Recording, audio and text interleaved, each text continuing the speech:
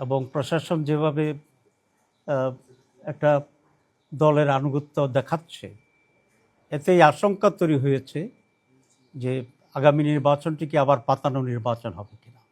European বলেছে তারা highest number of observer এখানে পাঠাবে এবং বলা যায় এই নির্বাচনেই তারা বিদেশি পর্যবেক্ষক পাঠানোর জন্যে তারা এগ্রি নির্বাচন সুষ্ঠু এবং অবাধ হওয়ার জন্যে যা কিছু করার প্রয়োজন জামাত ইসলামী সেটা করবে এবং সহযোগিতা। ইউরোপিয়ান ইউনিয়নের ডেপুটি চিফ যিনি ছিলেন তিনি এটাকে লিড করেছেন এবং বাংলাদেশি ইউরোপিয়ান ইউনিয়নের যিনি অ্যাম্বাসেডর তিনিও এখানে উপস্থিত ছিলেন।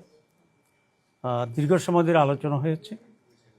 আলোচনার মূল কনসেন্ট্রেশন ছিল আগামী নির্বাচন, তারপর অবজারভার পাঠানোর যে বিষয়টি এবং একটা এগ্রিমেন্ট করা বাংলাদেশ এবং ইউরোপিয়ান ইউনিয়নের সাথে, রোহিঙ্গা ইস্যু, এই সব কিছু মিলেই আলোচনা হয়েছে। আমরা বলেছি যে বাংলাদেশে একটা ফেয়ার এবং ক্রেডিবল ইলেকশন অত্যন্ত জরুরি, কারণ বিগত ৫৫ বছরে বাংলাদেশের যে ক্রাইসিস তৈরি হয়েছিল এর অন্যতম প্রধান কারণ ছিল সুষ্ঠু এবং সঠিক নির্বাচনের অভাব। এবং আমরা এটা দৃঢ়ভাবে বিশ্বাস করি এই যে স্টেলমেটটা তৈরি হয়েছে বাংলাদেশের রাজনীতির অঙ্গনে, এটার জন্য আজকে অত্যন্ত প্রয়োজন হচ্ছে আগামী একটি সুষ্ঠু এবং অবাধ নির্বাচন।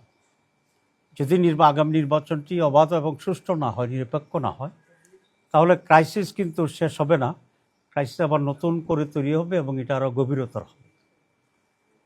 আমরা এটা তাদেরকে স্পষ্ট বলেছি এবং আমরা আশঙ্কার কথা বলেছি। গত ১-২ সপ্তাহ ধরে বাংলাদেশে সরকার এবং আমাদের ল এনফোর্সিং অথরিটি যারা আছে, ইনক্লুডিং সেনাবাহিনী, যেভাবে একটি বিশেষ দলের প্রতি ঝুঁকে পড়েছে এবং প্রশাসন যেভাবে একটা দলের আনুগত্য দেখাচ্ছে, এতেই আশঙ্কা তৈরি হয়েছে যে আগামী নির্বাচনটি কি আবার পাতানো নির্বাচন হবে কিনা, অতীতের নির্বাচনগুলোর মতো।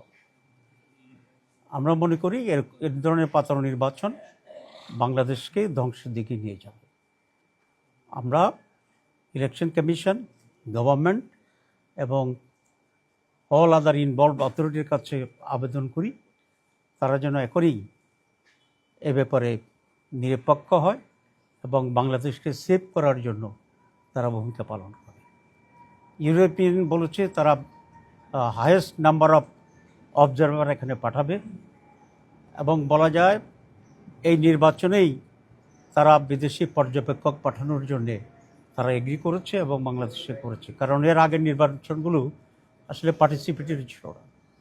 আমরা বলেছি আমরা এটাকে ওয়েলকাম করি। এরপর ওনারা কনসার্ন ফিল করেছেন যে রোহিঙ্গা ইস্যু কী হবে। আমরা বলেছি আমরা যদি ক্ষমতায় যাই তাহলে আমরা সম্মিলিতভাবে দেশ এবং অন্যান্য বিদেশি যে স্টেক হোল্ডার আছে সকলকে মিলেই এই রোহিঙ্গার রিপ্যাট্রিয়েশন, তাদের সিকিউরিটি এবং সেখানে একটা ডেমোক্রেটিক রাইট এস্টাবলিশ করার ক্ষেত্রে আমরা ভূমিকা পালন করব আন্তর্জাতিক উদ্যোগের মাধ্যমে ইনশাআল্লাহ। তো তারাও এটা বলেছে, রোহিঙ্গাদের আপনারা জানেন যে হাইয়েস্ট ডোনার হচ্ছে ইউরোপীয় ইউনিয়ন। তারা বলেছে এক্ষেত্রে তারা অত্যন্ত অ্যাক্টিভলি এটার সলিউশনের জন্য তারা ভূমিকা পালন করবে এবং তারা এটা আশা করেছে যে বাংলাদেশ আগামী নির্বাচনটি সুষ্ঠু হবে।